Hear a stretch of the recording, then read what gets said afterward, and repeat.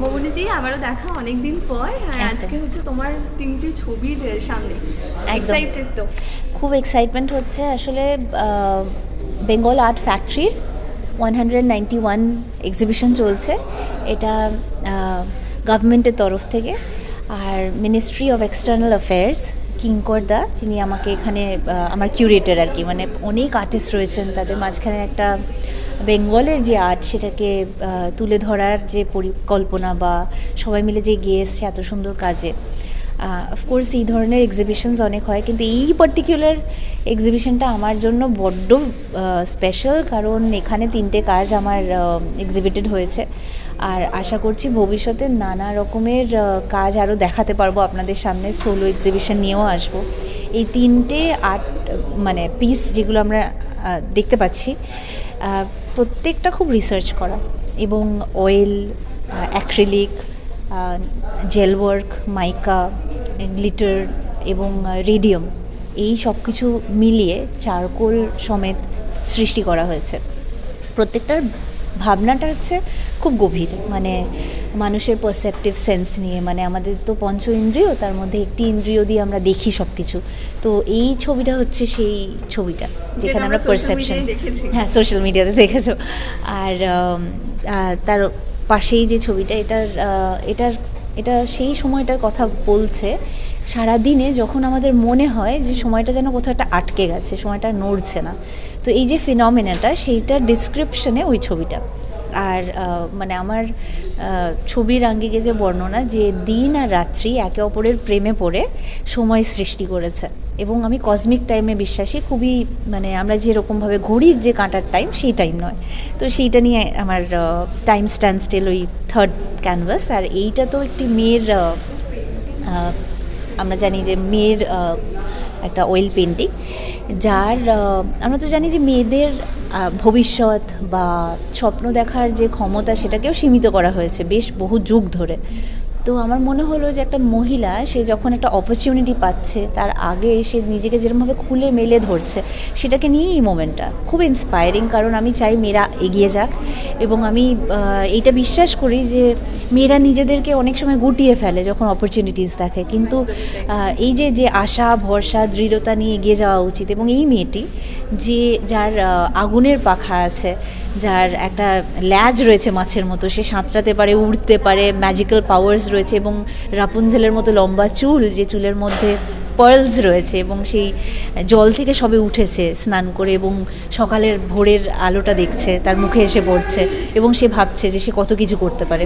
তো এটা একটা মহিলাদের ক্ষেত্রে একটা মেসেজ আমি দিয়েছি, যেখান থেকে সে আরও অনেক কিছু করতে পারে। তো আমি চাই যে নিজের ক্ষেত্রেও, যেটা আমি বিশ্বাস করি, যে মহিলাদের মধ্যে যে আনলিমিটেড সোর্স অফ পাওয়ার, সেটা বড় পর্দায় তো আমি করছি, এই ধরনের যে ফাইন আর্টসের যে মিডিয়াম, মানে ক্যানভাসের মাধ্যমেও ফুটে উঠুক এবং আপনাদের কাছে পৌঁছে যাক। সোলো এক্সিবিশন আসবে, এবং অবশ্যই আপনাদেরকে বারবার ডাকবো। আর এই ছবিটার ব্যাপারে যে তুমি বললে, তার মানে প্রত্যেকটা মেয়ে তো রিলেট করতে পারে, কারণ প্রত্যেকটা মেয়ে স্বপ্নগুলো দেখে যেগুলো তুমি বললে। একদম টোটালি। বরঞ্চ আমি বলবো, সাধারণ বাড়ির সিম্পল যে মেয়েরা, তাদের মধ্যে যে ক্ষমতাটা আমরা দেখতে পাই বা লুকিয়ে রয়েছে, সেটা নিয়ে আমরা অনেক কম ভেবেছি, বা তাদেরকে যে আশ্বাস, বিশ্বাস, ভরসা দিয়েছি যে না, তোমরা একটা, এখনকার দিনে এসে একটা ছেলে আর মেয়েকে আমরা ইকুয়াল বলছি, কিন্তু প্রথম যুগে সেটা ইকুয়ালই ছিল, মাঝখানে কে এসে যেন ঘেঁটে দিয়েছে। তো এই ঘেঁটে যাওয়া যে আত্মবিশ্বাস, বা অপরপক্ষকেও, মানে আমাদের অপরপক্ষ হলো পুরুষেরা, তাদেরকে বোঝানো যে মেয়েরা কিন্তু অপরচুনিটির সময় নিজেকে যদি মেলে না ধরে, বা সে যদি উচ্চ শিক্ষিতা না হয়, তাহলে কিন্তু সমাজের ক্ষতি। তো তাদেরও বুঝতে হবে যে একে অপরকে পরিপূরণ যদি করতে না পারলো, তাহলে কিন্তু সমাজের ক্ষতি, একটা দিক যেন এগোলো না। তো সেই সমাজটাই এগোবে যে সমাজে নারী এবং পুরুষ একসাথে হাতে হাত দিয়ে ফ্যামিলি লাইফও মেনটেন করবে, আবার কাজের জগৎটাকেও ভালোবেসে মেনটেন করবে।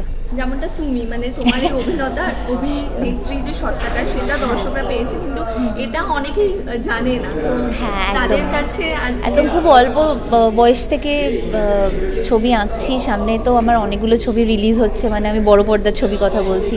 আমাকে অনেকে জিজ্ঞেস করে যে তুমি টেলিভিশনে কাজ করছো না কেন, তখন আমি বলি যে আমি একটু মানে ফ্রি থিঙ্কিংয়ে বিশ্বাসী। অনেক সময় অনেক স্ক্রিপ্ট সেটা অ্যালাউ করে না।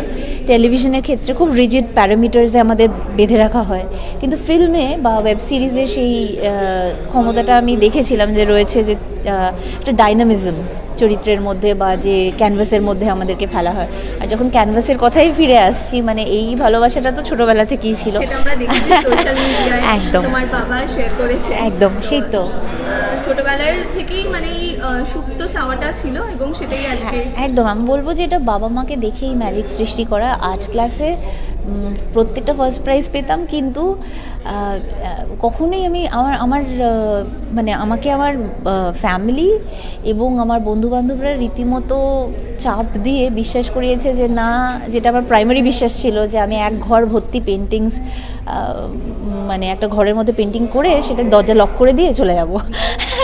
এটা অদ্ভুত, ভগবান জানে কেন এরকম, কিন্তু আমাকে কনভিন্স করেছে সবাই যে এটা করা উচিত নয়, সবাইকে দেখানো উচিত।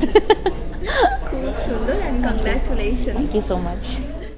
এক্সিবিশনের টোটাল এক্সিবিশন কনসেপ্টটাই আমার আর কি।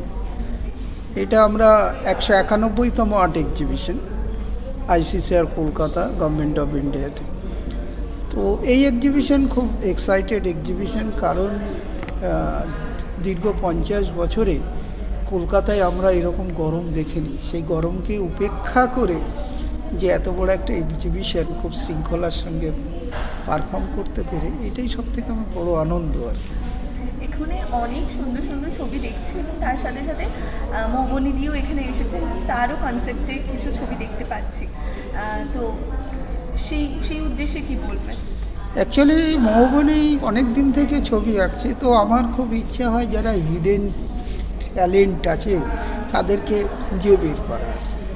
তো মৌবনিকে আমি খুঁজে পেয়েছি 1 মাস হলো প্রায়। তো আমি ওর ছবিগুলো প্রথম দেখি আর কি, ওর বাড়ি থেকেই ছবিগুলো দেখি। তো ওই ছবিগুলোর মধ্যে ওর একটা ডায়নামিক এথিক্স আছে ছবির মধ্যে, যেটা কে আজকের দিনে মডার্ন সোসাইটিতে, যেটা আমরা অনেক সময় নানান রকম সামাজিক রাজনৈতিক প্রতিবন্ধকতার মধ্য দিয়ে প্রতিবাদ করতে পারি না, সেটা ওর শিল্পকলার মধ্যে দিয়ে একদম 100% প্রতিবাদ করেছে। এটা খুব এক্সাইটেড।